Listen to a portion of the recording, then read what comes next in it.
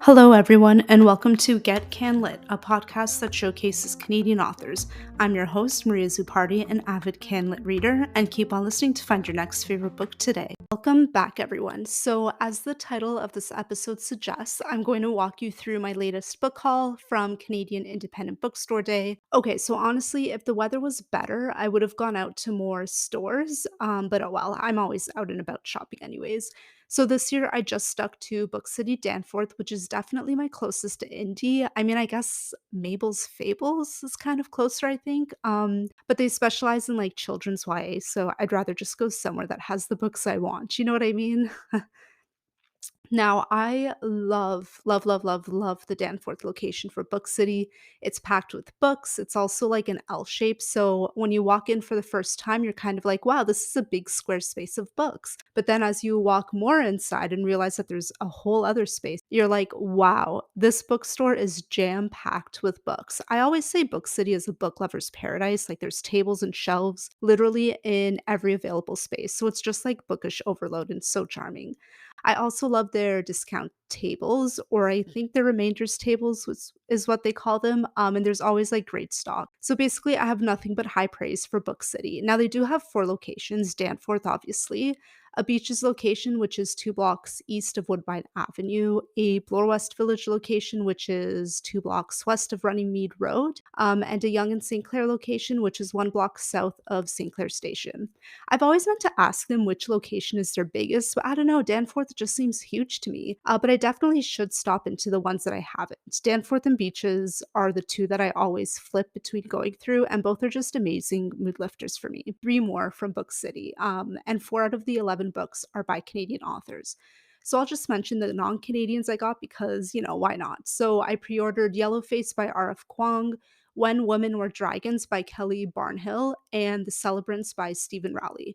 Now, the way Book City works with pre-orders is that they'll ship all of your books to you when they're all in stock.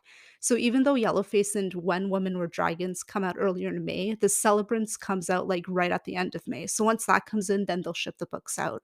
I don't know if that's what happens too when you choose the pickup in store option, but you know what? I don't mind waiting an extra couple of weeks for books that I realistically won't read right away, anyways.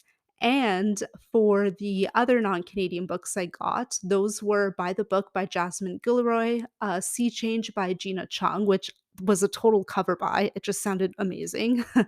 Post Traumatic by Chantel V. Johnson, and How High We Go in the Dark by Sequoia Nagamatsu. All right, so moving on to the Canadian authored books, which I'll go more in depth with. The first book I picked up was A Safe Girl to Live by Casey Plett.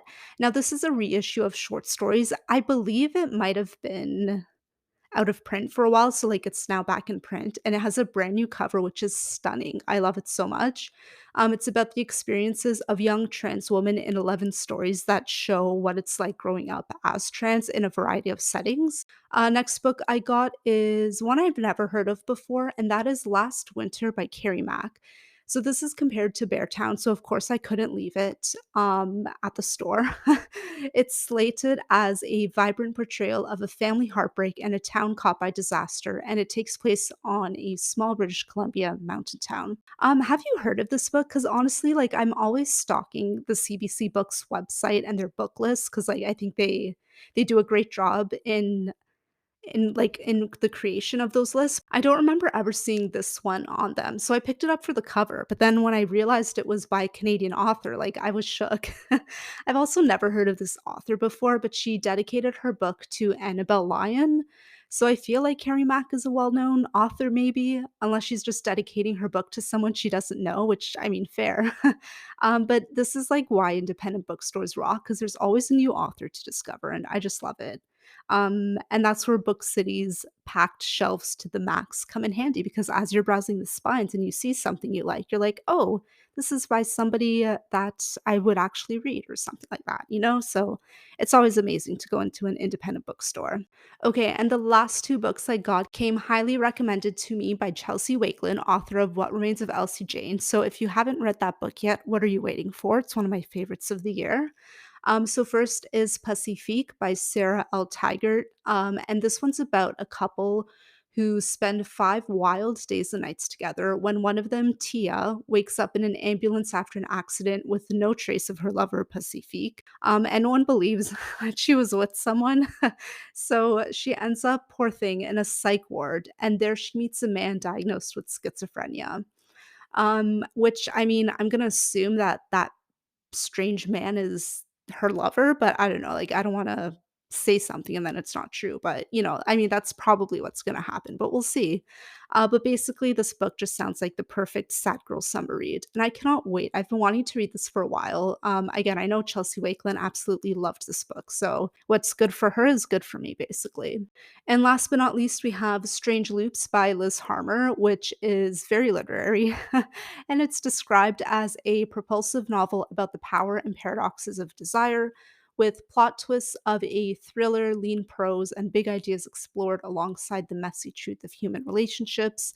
Strange Loops simultaneously shocks and thrills readers while asking vital questions about faith, love, and desire. So, very literary explanation. Definitely the kind of book you'll need to be in a certain mood for, I think. But that's totally okay because there are always books to read. And if as long as you have a lot of books with you around you, and when you're in the mood for it eventually, you'll read it. And it's fine that you buy a lot. So yes, that was my Canadian Independent Bookstore Day haul. Have I started any of them? No, not yet. But it's fine. I supported my local bookstore, which is always what matters. I try to shop local as often as I can throughout the year. I know I've mentioned before at Book City, I have like a loyalty membership, so I get like an extra little discount on top of my purchases. So the card kind of basically pays for itself. And it's $20, which is super cheap compared to the other big stores, like let's say Indigo. And this is where I get into my rant. Did you notice that Indigo on April 27th to April 30th, I believe, or May yeah, no, it definitely didn't run till May 1st. So, yeah, it was definitely April 30th. They had a 10 times the plum points promotion, which, like, okay, fair. We're all businesses here. We're all trying to get money. But did you really have to do it during the weekend of Canadian Independent Bookstore Day when, realistically, the people who are gonna go shopping on this day are people who are on social media, to the bookstores that they follow or the people that they follow sharing news about Independent Bookstore Day. And you're just gonna like undercut all of the indies because you want to offer people 10 times the points. Like, really? Anyway, so I just, when I found out about the sale, I'm like, wow, that was just really shitty of them.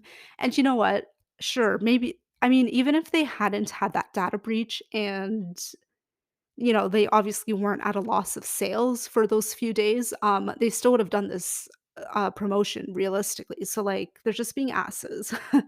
Yeah, I don't know. Maybe they should sell more what is it they sell? Candles, blankets, robes, slippers, whatever. They should just stick with that and leave all the indies alone. So yeah, there's my semi-angry rant about Indigo. Anyways, just shop locally as often as you can.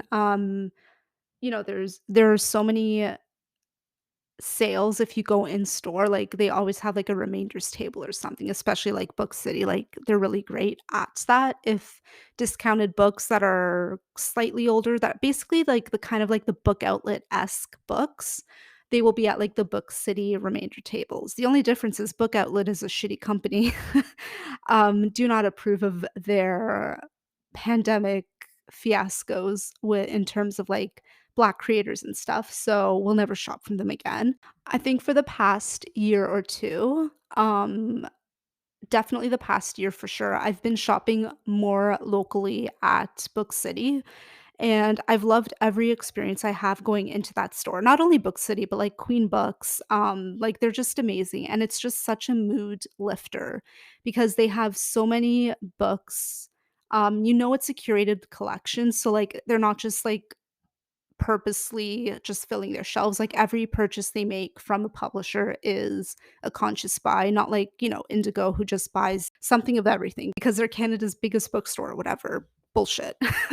But like, it's just a nice experience when you go into an independent bookstore. Anyways, I am rambling, so I will leave it at that before I get, this becomes a super long episode. But yeah, I hope you continue to support your local independent bookstore as often as you can throughout the year. And yeah, I will see you for my next episode. Thanks for listening to the Get Can Lit podcast, a show that's all about what Canadian authors you need to read next. Don't forget to rate, review, and follow on your favorite platform, and watch out for new episodes every other Tuesday. You can find me on social media at Get Can Lit Podcast on Instagram and Facebook, and at Get Can Lit Pod on Twitter. Thank you, and I'll see you next time.